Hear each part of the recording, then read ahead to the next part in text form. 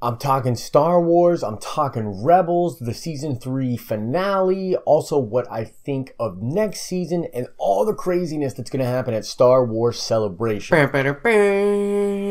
What is up, YouTube? It's Josh. This is the Den of Nerds. Guys, this video is long overdue. I wanted to give my thoughts about the season finale of season 3 of Rebels. I also want to talk about the future of the show and Star Wars in general as I head towards Star Wars Celebration next week, and also as the channel starts to build a lot of Star Wars content as we get ready for episode 8 later this year. So let's start with Rebels, okay?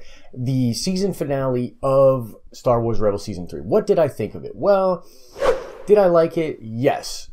Did I love it? I don't know. I honestly can't decide. There's a lot to love in the episode. I thought Thrawn was really cool in action. I mean, he literally kicks the shit out of Callus, which is really cool. They have a really nice battle on that planet where the Bendu is at. I found the whole thing pretty fascinating. It was interesting. There's a lot of moral ambiguity going on. Cool character moments. Did anyone notice that like the love connection between Hera and Kanan was like real AF in this episode? Like they really went for it. I think before we'd only ever seen them like maybe touch each other's hands a little bit, and they were calling each other my love and different things like that. So very interesting. Obviously the battle itself was really crazy. I mean, there's a lot of good stuff going on there in the space battle, and when Thrawn eventually goes down to the ground level in order to find them, get through the base, and different things like that. I liked what was going on with the Bendu here. He's not going to help Kanan out, which I think is very cool. He's truly gray. He's truly in the middle. I mean, he says it like 30 times in the episode.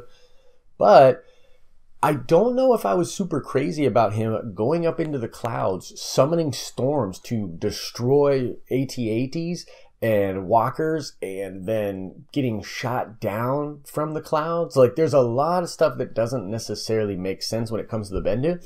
And the truth is, they made this character, whatever the Bendu is, he's really strong, and he's like kind of beyond us. Like, the speech that he has with Thrawn at the end of the episode was fantastic. I mean, and one thing I'll give credit to Filoni and the whole crew at Rebels.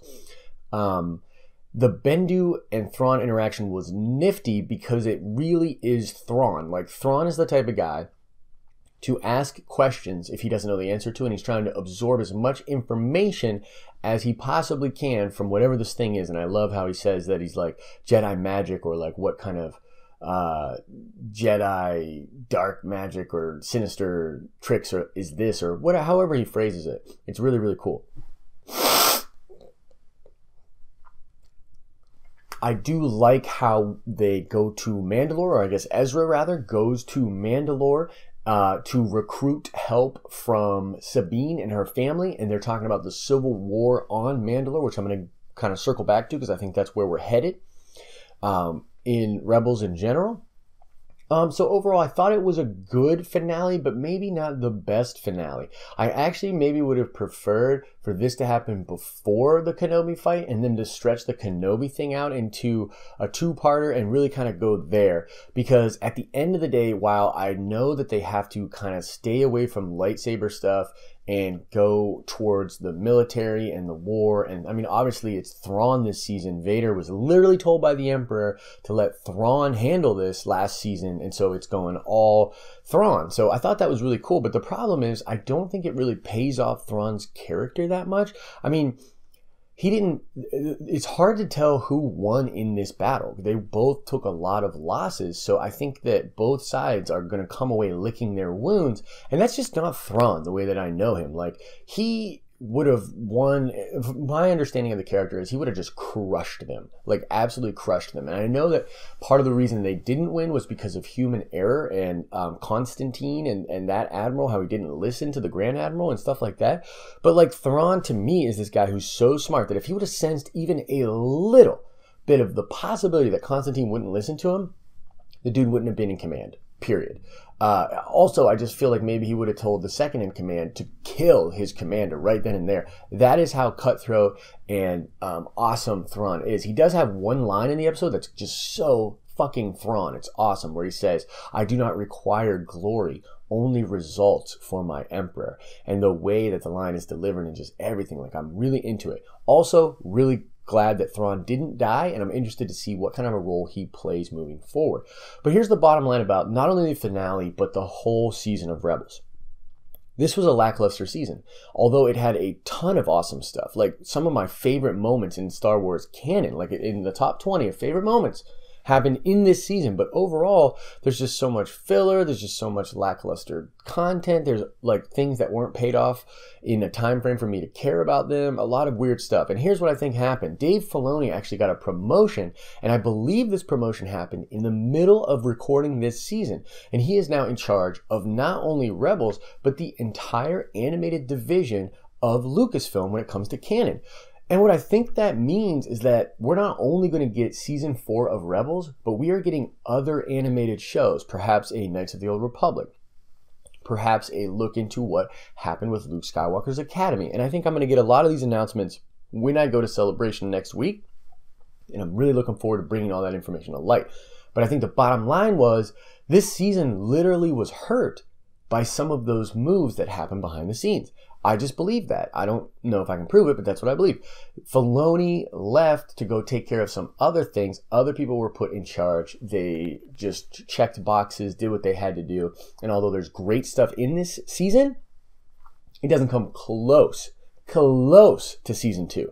Season 2 is incredible. And I know you've got Ahsoka, coming back. You've got Maul coming back. You've got just a lot of really cool stuff. The Inquisitors, everything from last season. But man, that season was incredible. Like, I don't know what you want me to tell you. That season was nuts, and they just didn't do enough in this season to hit those notes. So I felt like the season overall was lackluster. Do I hate the show? Absolutely not. Am I still a huge fan of the show? 1000% yes. But the real way that I feel is that the season finale was a little lackluster, as was the entire season. There's a lot of cool stuff setting up for it. So let's talk about the future of Rebels. I think that we are heading towards Mandalore. I think that there was a little preview that was put out from Lucasfilm explaining that the future of Rebels is going to circle and focus around Mandalore, which is going to be really cool. Hopefully we'll get more development of Mandalorian Jedi, possibly return of Revan, filling out of the canon of the Mandalore Jedi Wars, what role the Sith played in that. I'm really looking forward to all of that being filled out next season. But I also believe that the future of just Rebels as maybe a spiritual successor is going to be all of these new shows that I think we're going to get. And I think we're going to get at least one of these new shows announced at Celebration, which is really, really cool. I'm very much looking forward to that. But I think that Rebels next year will focus around Mandalore and Sabine and Ezra and their struggles, and as we moved closer to Rogue One, I think you're going to see some of those characters, maybe General Raditz, maybe Cassian Andor, who's a really cool character. So perhaps we'll get some of that flavor kind of sprinkled in next year, which would be really, really cool. But I mean, you got to kind of do the math here. Luke Skywalker was like this freaking big in this season, so A New Hope can't be right around the corner because of that. There's also the episode where they go to Geonosis and they visit Saw Gerrera, and he just looks different than the way he looks in Rogue One. So there's some time there. So we might see a time gap like we did between 2 and 3, and I'm perfectly okay with that. I think that is the kind of stuff that we're going to get. So now let's talk about Celebration a little bit. And sorry I'm all over here, but guys, I am so excited to go to Star Wars Celebration. I'm going to be doing stuff with the Rebel Scum podcast. I'm going to be hopefully networking with other podcasts, YouTube channels, and everything out there. I am looking to get a ton of information, give it to you guys. I'm going to be doing daily coverage. I'm going to be doing coverage on my Instagram. I'm going to be doing coverage all over the place. So, follow the channel if you want to get at it that way. Go check out my private social media stuff. My Instagram is probably where you're going to get the most stuff, so I'll link that in the description of this video. But essentially, I'm going to try to break down every bit of news and information that I can. This includes the movies, Rebels, the novels, the comic books, and the video games. I have plotted out a pretty nice schedule for myself where I can be going in and getting all sorts of little nuggets of information from all of these different mediums. So I'm very excited. Now, beyond that, me, Justin, and Dan are all committed to really putting out a ton of Star Wars content from now until The Last Jedi. And we're building stuff in a bingeable way. So like one of the new series that we're working on is like a Jedi Archive series where we're going to literally just define things and explain the new canon version of things in the Star Wars universe as though you were going into an archive to just learn about them. We're also going to primer you and give you a bunch of info as far as things that we think you should know when you go into The Last Jedi. And we're going to do everything we can to give you all that lovely ancillary content that you guys love to get you ready for episode 8. And we're all super excited about it. So that's kind of all I wanted to talk about in this video, kind of jamming a bunch of stuff together, but my time constraints right now are just a little bit crazy as I prepare for next week. Got the Nerdy News Hour going up tomorrow, or depending on when you see this video. It's always up on Thursdays live on Facebook. So tons of cool stuff coming at you here at the Den of Nerds. Like the video if you thought it was cool. Subscribe to the channel, guys. You're going to want to do that to get access to all of these videos. Oh, and you definitely want to go check out a Transformers video that I did if you like Transformers, because I'm actually giving away some swag in that video, including a t-shirt, some posters, a phone charger, and things like that. All right? As I always say, I hope you are having an awesome and nerdy day. See ya!